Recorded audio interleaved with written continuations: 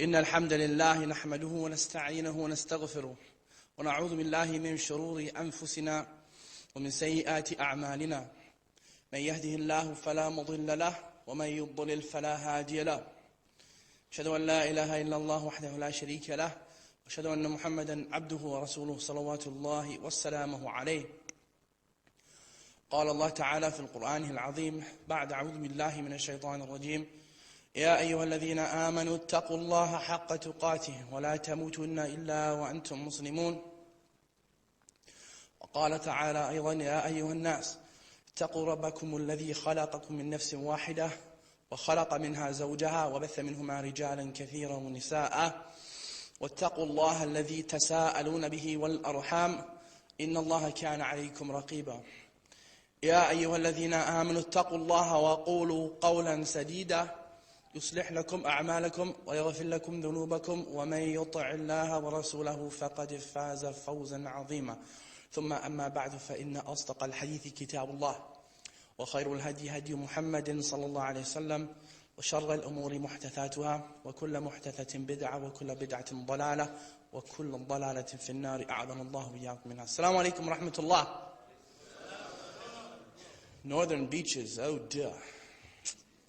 I heard this is like a very nice area, and that's true. I mean, all of Australia to me has been a very nice area, but I heard this one is especially nice. That's what the brothers were telling me all the way from Sydney. So I'm very happy to be up here and to be in association with Al-Jannah.org. MashaAllah. I keep getting the end part mixed up no matter what site it is. Al-Jannah.org for the brief time that I'm here. I didn't make it up here on my last tour. So we're here this time, inshallah, and this will be hopefully the first of many. Because I love coming to Australia. Except for the 22-hour flight, it's a brilliant place. Because that flight is long, mashallah. It's like jail in the sky. And I came with Air Canada, otherwise known as Starvation Airlines. So they really taught me a lot about, that's a brilliant airline to take when you're fasting, right? But mashallah. But I wanted to talk to you today about a place. And this is a place that you're all living in. Whether you're in Australia, whether you're in Canada, whether you're in America, Africa, England, Ireland, wherever you are, this is a place that you're living in. And it's called ad-dunya. This world, the life of this world. Now, this is a very interesting place because it really tends to trick us quite a bit. Would you agree with that? It tricks you a little bit. It's very interesting how there are so many different sides to this life that even though you know that the graveyards are full of people, you think you're going to be here forever. You have funerals every single day, yet you believe that you'll live forever. Many of us do, because we treat this place like it's home, sweet home. Well, alhamdulillah, Adam was not here first. Adam was where at first? First, he was in the Jannah. His wife also was not here first. She was as well in the Jannah. So Jannah is actually where we came from. You can tell me all you want how you're from this country or that country or from this place or that place or this tribe or that tribe. But really, you are from Adam, alayhi salatu wasalam, and Adam lived in Jannah first. So this isn't really home for you.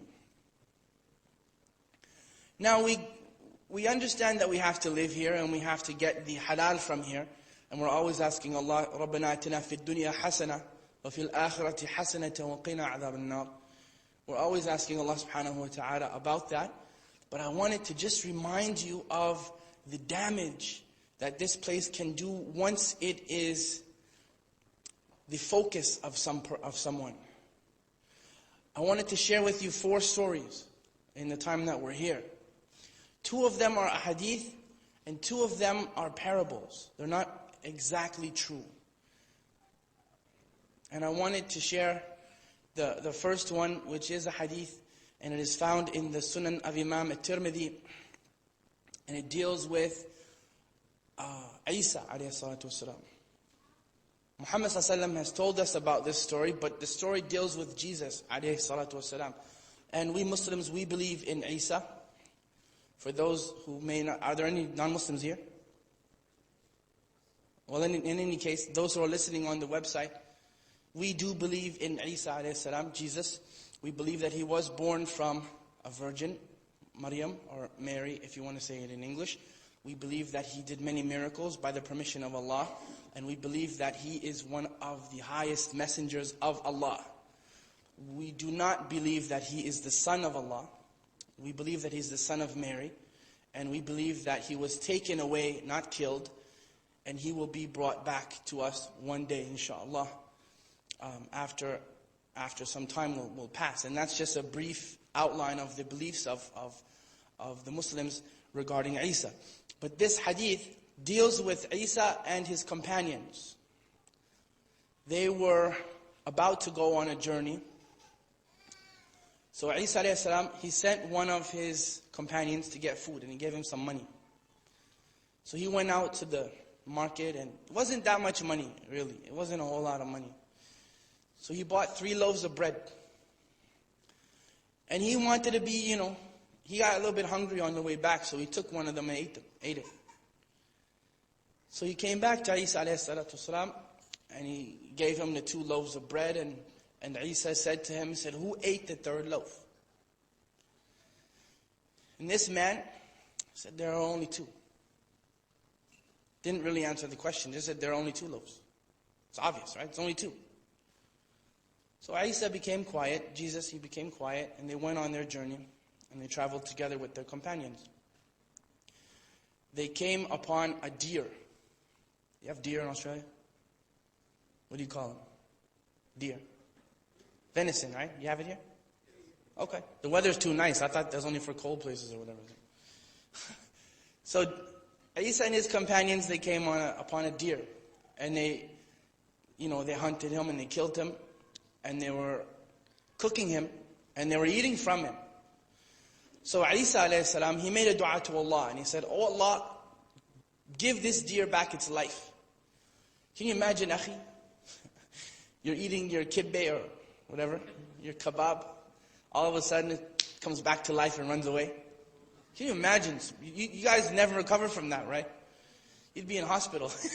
And they would give you electric shock to make that memory go away. Right? But Isa alayhi salatu wasalam, he did that by the permission of Allah. The deer, after being eaten from, came back to life and ran away. So he turned to his companion and he said to him, he said, I'm asking you by the one who gave this deer back its life again, who ate the 3rd loaf? And this man, he said to Isa, he said, there are only 2 loaves. So they went on their journey, they continued on their way, and they came to a river. And that river was flooded. It was really flooded up. And Isa, Jesus, peace be upon him, he ordered his companions to join hands with him. So he was in the middle, and they all joined to his hands, kind of like that. And they, by the permission of Allah, they walked across the top of that river. Can you imagine? Again, can you imagine, you get to the, a river here, any river you want to pick it, and all of a sudden you're not getting wet, you're just walking across the top of it, very nicely. So they get across the river, and Isa turns to his companion again, and he said, I ask you, in the name of the one who allowed us to walk across this river, who ate the 3rd loaf of bread? This man said, there are only 2. He kept that story going. So there are only 2 loaves of bread. And Isa is very patient, right? Alayhi salatu wasalam, very patient. So they kept on their journey, and they came to a desert. And Isa, he took 3 piles of sand. And he put them together and he piled them into 3 piles, and he asked Allah, he made a dua to Allah, and he asked him to turn that sand into gold. Right? Bling, right? MashaAllah. You guys, we pay back home $1,500 an ounce for gold. Just give you an idea. These were piles. Allah Alam how big they were, but they were piles. They weren't like just an ounce like that. It was a pile. 3 of them. So Isa, he turned to his companion again and he said, listen, the first pile of gold is for me. The second pile is for you. And the third pile of gold is for the one who ate the third loaf. This man now became, well, guess what? I know, he became very greedy now. He starts to, what they say back home, he had diamonds in his eyes, right? Say that back home. He said to Isa, okay, listen, I ate the third loaf. I did that. That's mine, third loaf. I did it. Confessions, right? So Isa, now he said to him, he said, all right, all 3 piles of gold are for you. But you cannot travel with us anymore. Many of us would look at that man and say, what a fool. What a sellout. How can you sell out Isa? Jesus, we love Jesus more than any of the other faith groups do. We love him. We don't worship him though. We love him like more than we love our parents. Isa? How do you sell out Isa? Well, my question to you, you should ask that person who makes $15 an hour or $20 an hour or $25 an hour by the permission of Allah, why don't you pray? Why? This man at least had 3 piles of gold. Okay, it's not good, but we sell out for paper. Plastic. Gold, at least, it's worth a bit more than paper and plastic. I remember I used to tease my mom when I was a kid. She would tell me, what do you think, money grows on trees? I said, yeah, it's paper, so paper comes from trees and money grows on trees. And then she'd hit me, and I wouldn't say that again. But we are selling out for a little small gain constantly. And we ask Allah to remove that from us. Because that's what happens when you chase this life. This man was no different. He sold out Isa for 3 piles of gold. Now, the story is not done. Not even close to being done. Because, the desert. People travel through the desert all the time. And this man was left by himself with his 3 piles of gold, and he's very happy. Wow. Oh, this is mine. No, birds don't land on it. It's my gold. For example, right? That's how we would behave. You're walking around them all the time. You think it's Safa and Marwa, right? Passing through the 3 piles of gold. But there were thieves in that area. Those thieves came upon that man. There were 3 of them. And they killed him. They killed that man, and they took a pile for each of them, and they took a pile for themselves. So each thief had 1 pile. And that man is dead now. So his gold is no longer his. Should have stayed with Isa, right? MashaAllah. So these 3 thieves now are planning out their future. They've come upon this fool alone in the desert with 3 piles of gold. They killed him, they took his property, and now they're planning out their future. They sent one of them into a nearby area to get food. And then the other 2 started to plot against him. He said, listen, let him go get the food, and when he comes back, we'll just get him. We'll get him and we'll take his gold and split it amongst ourselves. 1.5 is better than 1. So this man, he's going in to get the food, and he doesn't know what they're planning, because he's too busy planning for himself. So I'm going to get this food for them, and I'm going to poison it. I'm going to kill all of them people, man. I'm taking all 3 piles for myself. That's it. So he gets their food for them, and he poisons it. He comes back to their group, and they jump on him. They get him, right? And they kill him. And they divide up his gold amongst themselves. And then they ate the food that he brought for them. So now you have 4 guys, 4 men, all dead. because of these 3 piles of gold. Isa alayhi salatu wasalam and his companions, they come back and they see these 4 people, 4 men, dead behind these 3 piles of gold.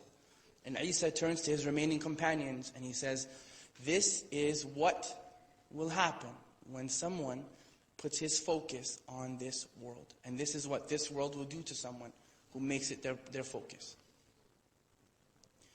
Because if you think about it, this gold was there. This one man had it. He died, was murdered, killed. So he lost it. That gold doesn't have any loyalty to him. It didn't go with him when he died. It stayed there. Some other 3 people, they took it. One of them went in to get food. The other one stayed in the gathering. Anyways, they ended up killing each other for it. That gold stayed by itself. It had no loyalty to them. Just like our property in this life right now. It doesn't have any loyalty to us.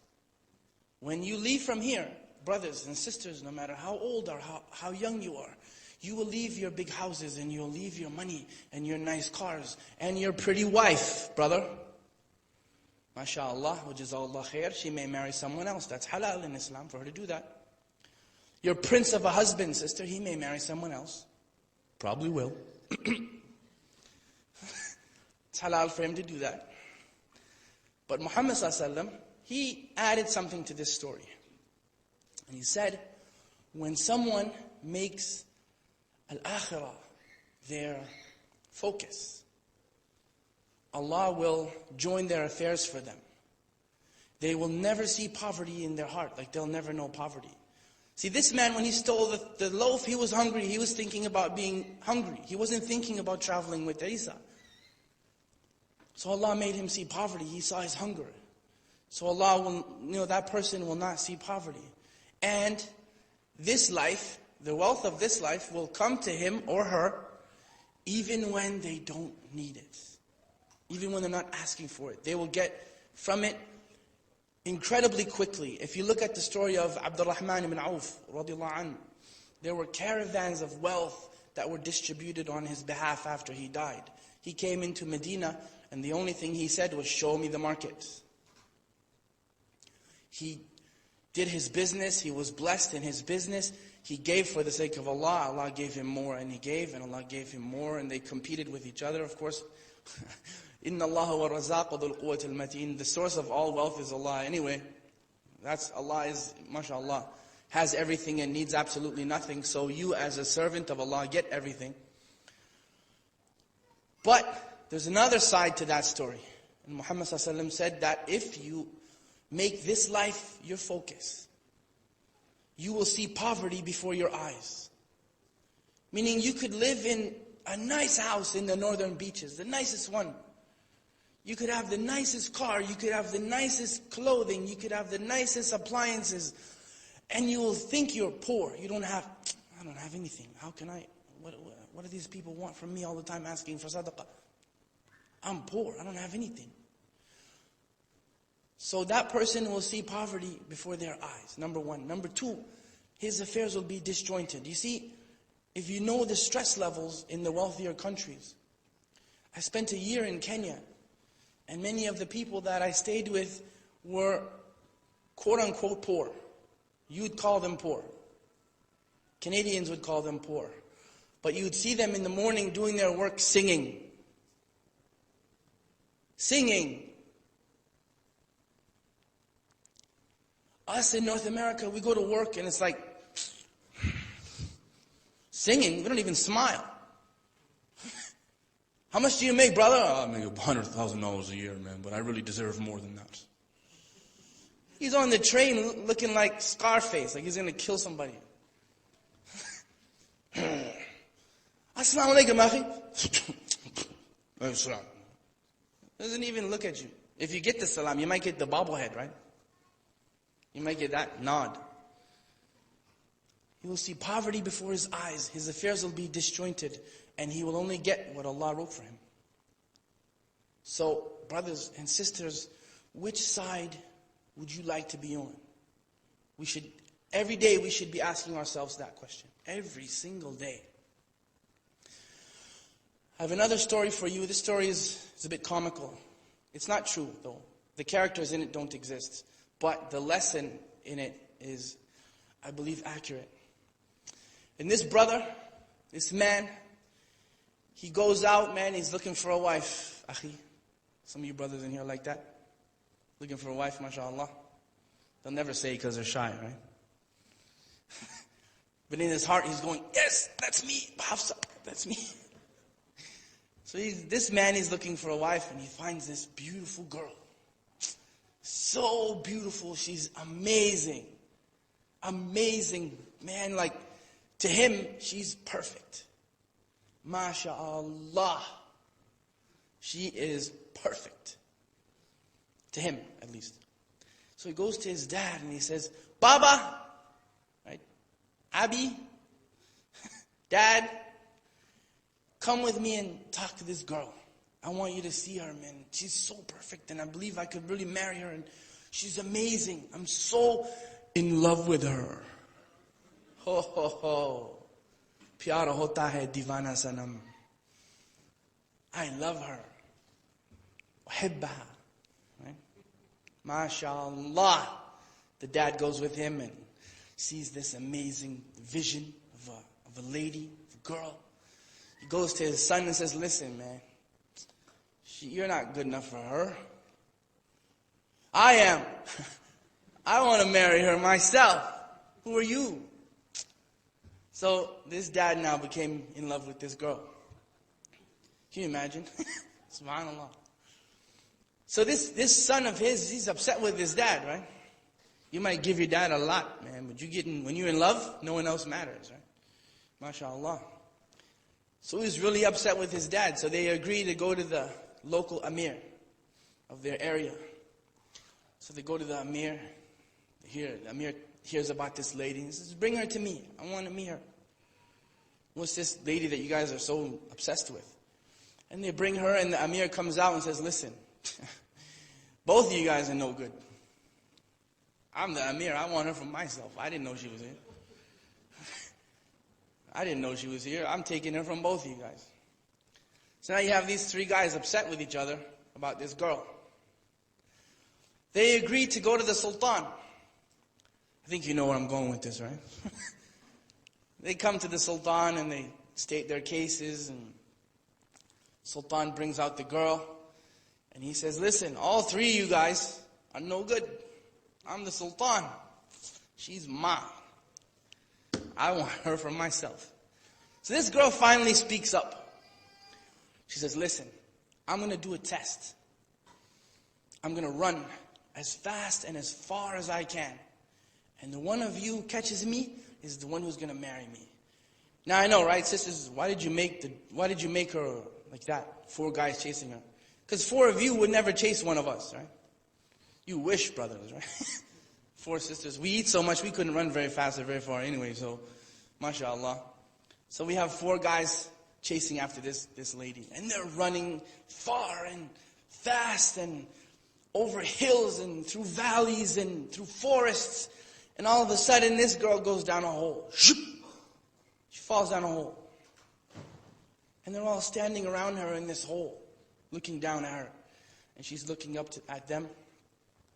And she says to them, I am the dunya, and this is your grave. They chased her, they fought with each other over her, they lusted after her, and none of them got her. None of them. This is the dunya, I am the dunya, and this is your grave. No matter how much you chase after this dunya, and I don't mean to offend my sisters, but again, 4 sisters would not chase one brother. MashaAllah. We'd like to think they would. In our dreams they do. But in reality they don't, right? So, this dunya, as much as you chase it, akhi, as much as you bleed for it, as much as you sacrifice for it, as many prayers and fasting days and opportunities that you've missed for it, you will never, ever catch it.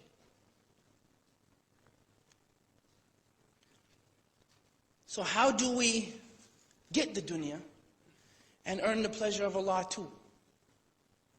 Because that's what we want, right? We want that? Do you want that? You want both, is that right? I want both, mashallah. رَبَّنَا آتِنَا فِي الدُّنْيَا حَسَنَةً وَفِي الْآخِرَةِ حَسَنَةً وَقِنَا عَذَابَ النَّارِ. Allah created both. So I want both. Inshallah, you guys want both too. So I'm going to show you another story, which is a hadith, about 3 men. And I'm sure you've heard of this hadith before. It's a very famous one. You have a leper, you have a bald man, and you have a blind man. Another person who can't see, like someone else I know. Right? So this leper, an angel came to him. He said, "What would you like?" He said, "I would like my leprosy to be healed, because the people don't like to look at me. You know, leprosy is a very dangerous and very, very debilitating disease that is still with us today. People have it, and like parts of their faces kind of disintegrate. So they look very, very, may Allah heal them, they look very, very, very unattractive, quote unquote, to the people. I never seen them, so they look great to me, but the other people don't like to look at them, fair enough. So Allah healed that man of his leprosy. So the angel asked him and said, "In this world, what property do you like? So what do you like?" He said, "I like camels." I believe it's camels, in any case. "I like camels." So the angel gave this man a pregnant camel. And time went by, and his wealth filled the whole valley. Can you imagine, akhi? We have houses, man, and it's like a castle to us. This man's wealth filled the whole valley, entire valley. So the angel came back to this man disguised as a leper. And he said, "I'm alone, I'm a traveler, and I'm alone in this world, and I don't have anything except Allah and you to help me on my journey. Just give me something from your property that I can take it with me, that it can get me to where I'm going." And that man turned to that leper and he said, "I'm busy, man. Just get out of here, I'm busy." We say that now, right? "Brother, can you donate for the mosque?" These guys always asking for stuff, man. Why don't they go get jobs, you know? "I'm busy. I have $300,000 in this. I'm busy, akhi." You know, get lost. Ruh. So, this leper says, "You know, I heard about you. Didn't Allah heal you of your leprosy? Weren't you like this before, and Allah gave you all this property?" And this man said, "Nah, man, that property is mine. This is my family. I inherited this. It's not, Allah didn't give me this. This is my family's inheritance for me." So that angel, disguised as a leper, he disappeared. And the bald man, the angel came to him the same way. So what would you like? He said, "I would like hair, and I would like the people to, when they look at me." See, he was bald, and I guess people didn't like to look at him for some reason. So Allah gave him hair. He said, "What do you like in this life? What property do you like?" The angel asked him. He said, "I like cows." So the angel gave him a pregnant cow, and time went by. His wealth eventually filled an entire valley. The angel came to him again, disguised as a bald man, with the same condition that he had before. He said to him, "I'm traveling in this world, and I don't have anyone except Allah and you to help me on my journey. I've lost everything, I don't have anything. Give me something from your property so that I might make it to where I'm headed, where I'm going." That man said, "I'm busy." Same as the first one. "I'm busy, man. Get lost, go away. Take a walk, Get out of here, man." So that angel disguised as a bald man said, "I heard about you. Weren't you bald? And didn't Allah give you hair? And didn't Allah give you all this property, this stuff you have right now?" He said, Nope. This is my inheritance. My family left it to me. I wasn't bald. Like us, right? We were never without. Allah gave us because we are from whatever. Inherited. So that angel disappeared. Now we have a blind person. And the angel comes to him and says, "What would you like?" He said, "I would like to see what the people see. I would like my eyesight back, and I would like to see what they see." So all of a sudden now this man can see. Alhamdulillah. Angel asks him and says, "In terms of property in this life, in this dunya, what would you like?" He said, "I like sheep." and he was given a pregnant sheep, after time his wealth filled an entire valley, just like the first two.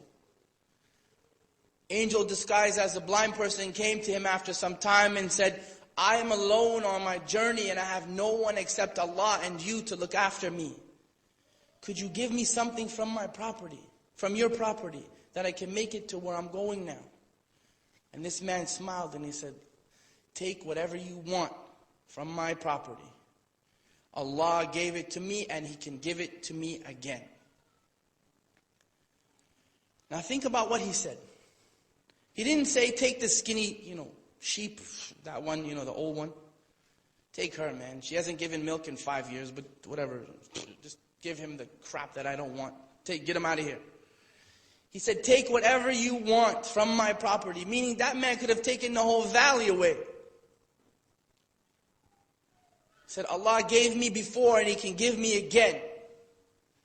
So that angel, disguised as a blind person, he said, I'm a test for you. Allah is pleased with you and upset with your two companions, angry with your two companions. Allah doesn't need that. You're tested in this life. You're tested either with difficulty or you're tested with ease. Difficulty is how will you handle that difficulty. And ease, how will you handle that ease? Will you share it with the people as that blind person did with the knowledge that Allah will give him again? Will you share it with the people as Abdurrahman ibn Auf did with the knowledge that Allah will give him again? Or will you do like the bald man and the leper? Get lost, man. You guys are building mosques. You guys are doing whatever you're doing. Go away. Get out of here. Go get a job. Do what I did. I built my wealth. You build yours, man. Cuenta, they say in Swahili. Get out of here. But this life has a funny way of changing sometimes. And I'll close with this story. This is not, I don't know if it's a true story or not. Wallah alam. But again, the lesson is true. Because the dunya has a funny way of changing. And people have a funny way of losing what they have sometimes. And we ask Allah to protect us all. There's a brother eating dinner with his wife. MashaAllah. Someone knocks his door. Well, it's probably like this. The police knock like that. So, the man comes and knocks his door. This man's disturbed, man. Why you disturb me from my food? What's wrong with you? My wife only makes kibbeh once a month. It's your problem. I don't know if it was kibbeh, by the way. But he comes to the door. There's a beggar. He said, I'm hungry, man. Can I get something? I'm hungry. I'm really hungry. This man slams the door in the beggar's face. Get out of here, man. Go. Bang. Slams the door. Time goes by with this man and his wife, and they grow apart. They get further and further apart, and sadly enough, they divorce, right? It happens. It happens sometimes. People, they don't get along, they're not compatible, sadly they divorce. Time goes by, this sister, she remarries. Remember what I told you, Akhi? She remarries, right? She marries another man. And they're sitting together and they're eating chicken for dinner. They're eating dinner.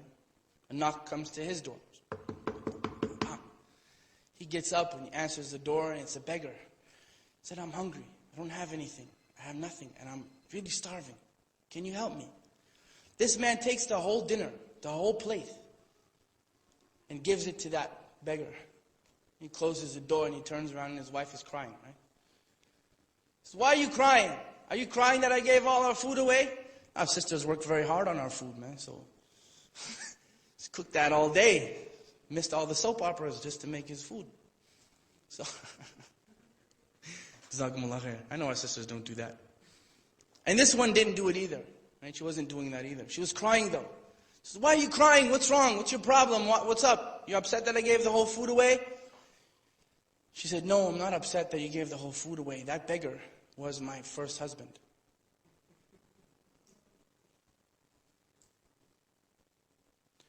So that man, he smiled at his wife and he said, yeah, and I was the first beggar.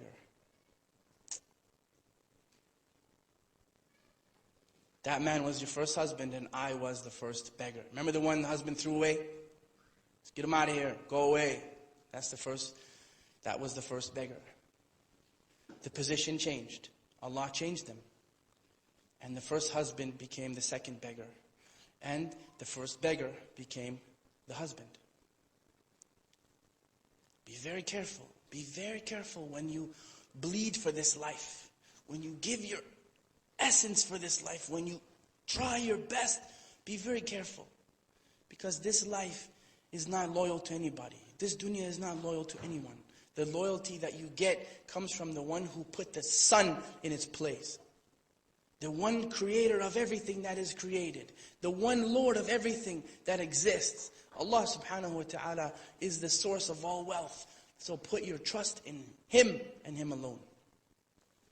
One of the ulama of the past, and I'll close with this, said to us an amazing statement. He said to us, you're living in a place that's beginning and its end have already been determined. And you are headed to a place that is endless. So you should put your best effort forward for that place which is endless. And Jazakumullah khairan for coming out. I really appreciate it. You know, it's a Saturday morning and you guys are here. It's a relatively full hall. That's not normal for a Saturday morning. Usually everyone's sleeping, right? MashaAllah. Jazakumullah khairan. We have CDs outside. You need to see the brothers for that. That's how we sustain ourselves. The CDs, it's a 6 CD set. It's a 6 lecture set on 1 CD. That's actually better. And we're selling it for $10. So Jazakumullah khairan. You guys could support that. My email address, I'm going to shout it out to you.